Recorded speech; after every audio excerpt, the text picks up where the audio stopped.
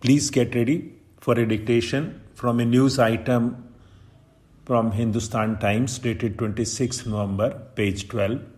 It is titled Redesigning Urban Spaces for Women. Those who are preparing for any skill, they may practice it. And students, here I would like to share my opinion that such passages are not practiced for increasing speed, but for increasing the vocabulary and practicing the new words. You may not find much phrases, but lot of new and good words. So keep on practicing different passages. And now, wait for 5 seconds. Start. Urban planning in India does not factor in gender perspectives. Cities need to be redesigned to address the concerns of women so that women can work, look after their families easily and without having to expend more energy, time and money than men do. The 2019 Safe City Index prepared by the Economist Intelligence Unit ranks Mumbai and Delhi as one of the worst cities where women's safety is concerned. The index ranked cities on indicators of personal security, digital security, and infrastructure security, among other things. All these have a multiplier effect on the position of women. These can negatively affect their access to public spaces, jobs, and even how much leisure time they can spend. Indifference to concerns of women results in a difficult commute and poor childcare facilities. To make cities women-friendly, urban planners must focus on two core issues: greater safety and from violence and adequate childcare support. Much of the current discourse focuses on improving street lighting and providing safe toilets. These are important, but even more critical to making public spaces safer is mixed land use planning. The segregation of commercial and residential areas automatically increases the commute from work to home and creates entry barriers to mobility for women.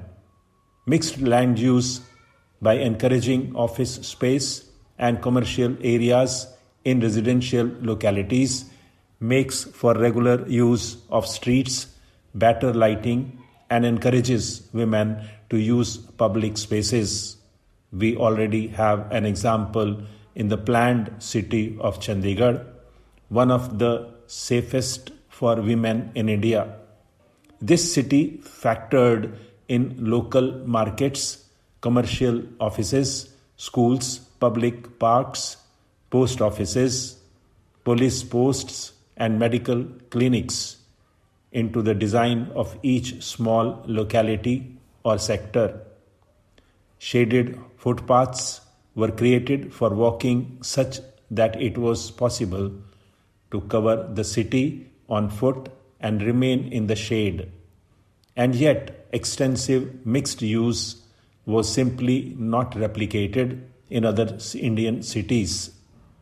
Chandigarh remained an isolated example.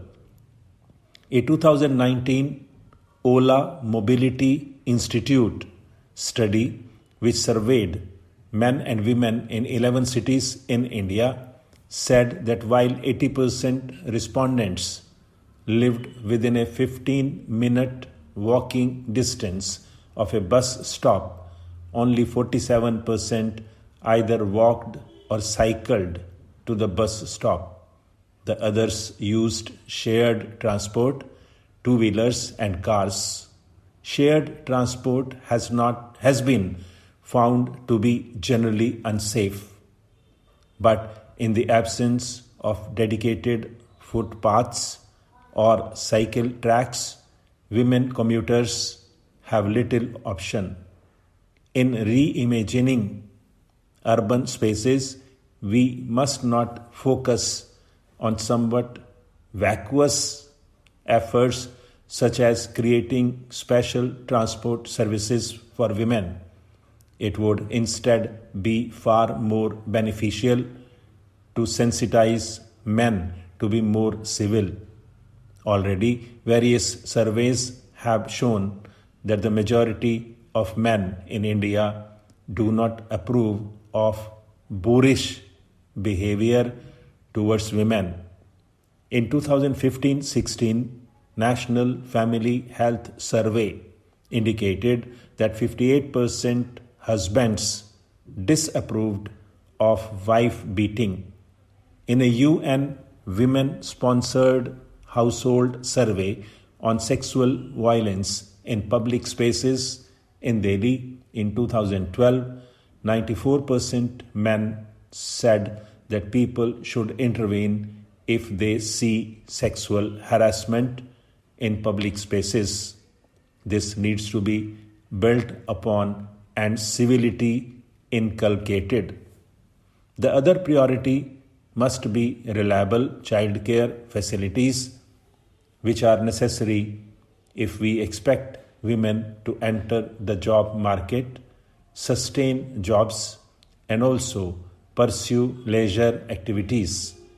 Ensuring that enough crèches are available throughout the city is important to set women free and support them in discharging their parental duties. Stop.